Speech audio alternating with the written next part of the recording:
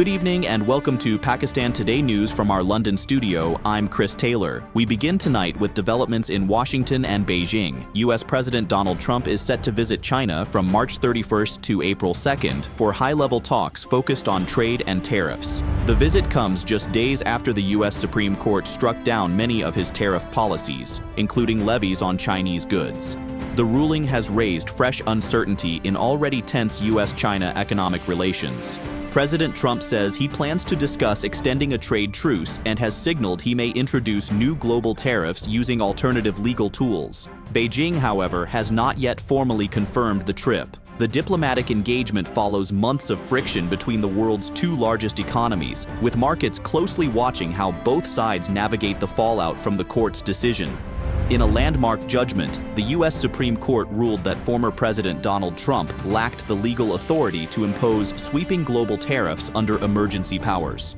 The justices struck down key trade levies, marking a significant check on presidential economic authority.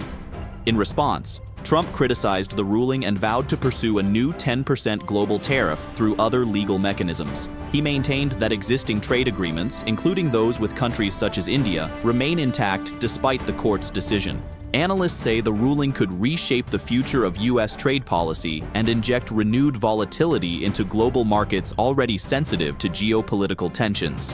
Now to Islamabad, where political and legal developments continue to dominate headlines.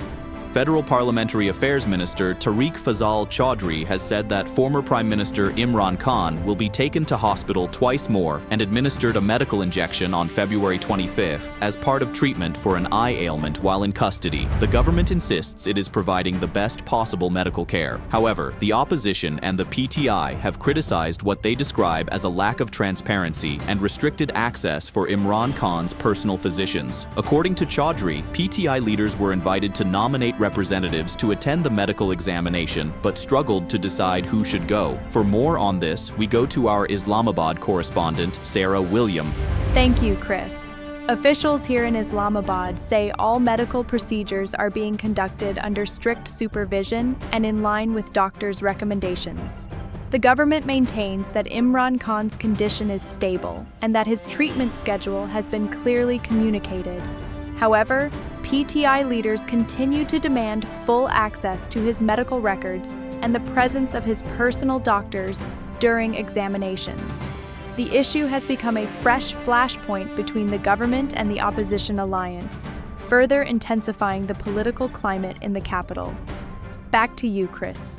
Thank you, Sarah. In another significant legal development, the Supreme Court of Pakistan has stayed the trial in Prime Minister Shehbaz Sharif's 10 billion rupee defamation lawsuit against PTI founder Imran Khan. The case dates back to 2017 and stems from allegations that Shehbaz Sharif offered a bribe to withdraw the Panama Papers case. The lawsuit claims that Imran Khan's statements damaged Shehbaz Sharif's reputation. However, the apex court has now halted proceedings pending a review of legal questions in the matter.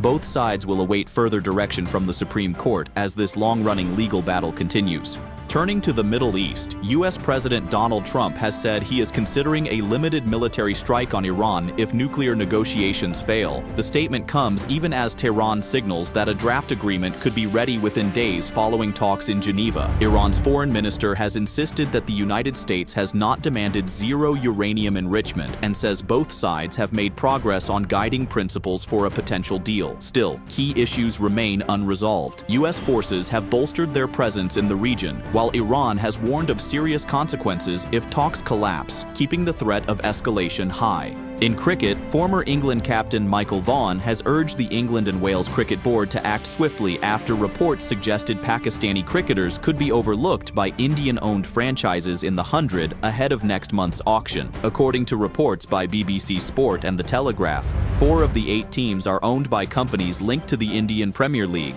Concerns have emerged that despite more than 50 Pakistani players registering for the draft, they may not be selected.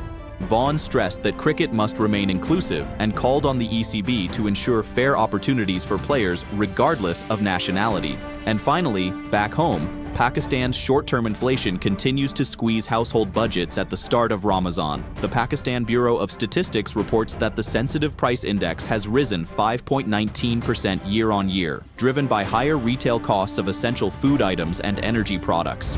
The index has now increased for the 29th consecutive week, with weekly prices up 1.16% as demand surged during the fasting month. Rising costs of vegetables, chicken, electricity, and petrol have placed added strain on families preparing for Ramadan, despite slight easing in a few categories. Economists warn that persistent increases in perishables and fuel could continue to pressure consumers in the weeks ahead. That's all for now.